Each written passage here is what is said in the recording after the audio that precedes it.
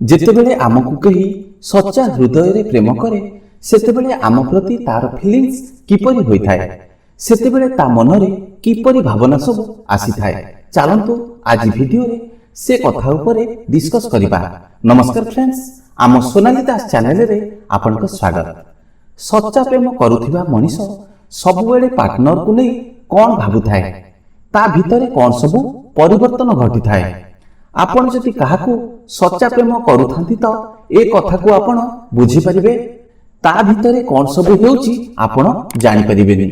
ବେଳେବେଳେ ଆମକୁ ଲାଗେ ଆମେ ମୁଭିରେ ଯାହା ସବୁ ଦେଖୁଛେ ପାର୍ଟନର ଆମ ସହିତ ସେପରି କରିବା ଦରକାର, କିନ୍ତୁ ସଚ୍ଚା ପ୍ରେମରେ ସେପରି ହୋଇନଥାଏ।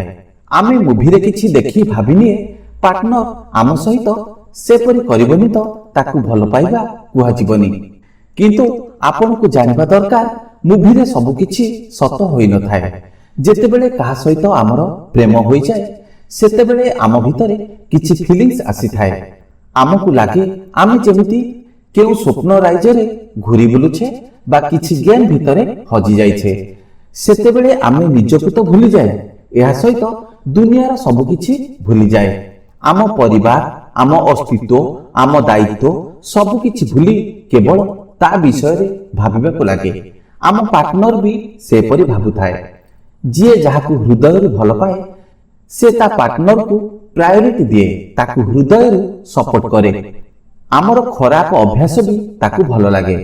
ଯେତେବେଳେ କାହାର ପ୍ରଥମ ଥର ଆମ ସହିତ ପ୍ରେମ ହୋଇଯାଏ ଆମ ପ୍ରତି ତାର ଏପରି ଫିଲିଂସ୍ ଆସିଥାଏ। ସେ ଚାହେଁ ମୁଁ କେବଳ ତାକୁ ହିଁ ଦେଖୁଥିବି, ତା ସହିତ କଥା ହେଉଥିବି, ତା ସହିତ ସମୟ କାଟୁଥିବି, ତା ସହିତ ସବୁବେଳେ ରହିଥିବି ଆଉ ସାରା ଜୀବନ ପାଇଁ ତାହାର ହୋଇଯିବି। ଏହା ବ୍ୟତୀତ ତାକୁ ଆଉ କିଛି ବି ଦେଖାଯାଏନି। ଏପରି ଭାବନା ତା ଦିମାଗରେ ସବୁବେଳେ ଚାଲିଥାଏ। ଏହା ହେଉଛି ପ୍ରଥମ ଥର ଭଲ ପାଇବାର ଫିଲିଂସ୍, ଯାହା ଆମକୁ ଜଣାଏ ଯେ ଆମେ କେଉଁଠି ନା କେଉଁଠି କାହାକୁ ଭଲ ପାଇ ବସିଛେ। ଆପଣ ଏହାକୁ ଯେତେ ଗଭୀର ଭାବରେ ଚିନ୍ତା କରିବେ ସବୁ କଥା ବୁଝିପାରିବେ। ଯଦି ଆପଣଙ୍କୁ କାହା ସହିତ ପ୍ରଥମ ଥର ପ୍ରେମ ହୋଇଛି ଆପଣଙ୍କ ଭିତରେ ଏପରି ଫିଲିଂସ୍ ଆସିବ। ଆପଣଙ୍କୁ ବି ଲାଗିବ ଯେ ତା ଭିତରେ ହଜିଯିବାକୁ ତ ଏହା ହେଉଛି କାହାକୁ ପ୍ରେମ ହୋଇଯିବାର ସବୁଠାରୁ ପ୍ରଥମ ଷ୍ଟେପ୍। କାହା ପ୍ରେମରେ ଆପଣ ହଜି ଯାଇଛନ୍ତି ତ ଆପଣଙ୍କୁ ଦେଖିଲେ ଜଣା ପଡ଼ିଯିବ ଯେ ଆପଣ କାହାକୁ ଭଲ ପାଉଛନ୍ତି। ଆମ ଭିତରେ ଆଉ ବି ବହୁତ କିଛି ଘଟିଥାଏ।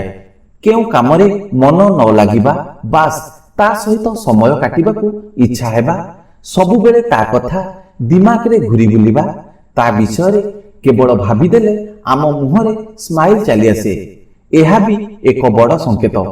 ତେଣୁ ପାର୍ଟନର ଆମକୁ ଯଦି ପ୍ରକୃତ ଭଲ ପାଉଥାଏ ତ ତା ଭିତରେ ଏପରି ସବୁ ହୋଇଥାଏ। ଆପଣଙ୍କ ସହିତ ଏପରି ହେଉଛି ତ ବୁଝିବାକୁ ପଡ଼ିବ ଆପଣଙ୍କର ଏହା ସତ ପ୍ରେମର ଏକ ଅନୁଭବ। ପାର୍ଟନରର ଏପରି ଫିଲିଂସ୍ ଦେଖୁଛନ୍ତି ତ ତାକୁ ଅଣଦେଖା କରନ୍ତୁନି, ବରଂ ବୁଝିବାକୁ ଚେଷ୍ଟା କରନ୍ତୁ ଯେ ଏହି ପ୍ରେମକୁ କିପରି ହାସଲ କରାଯାଇ ପାରିବ।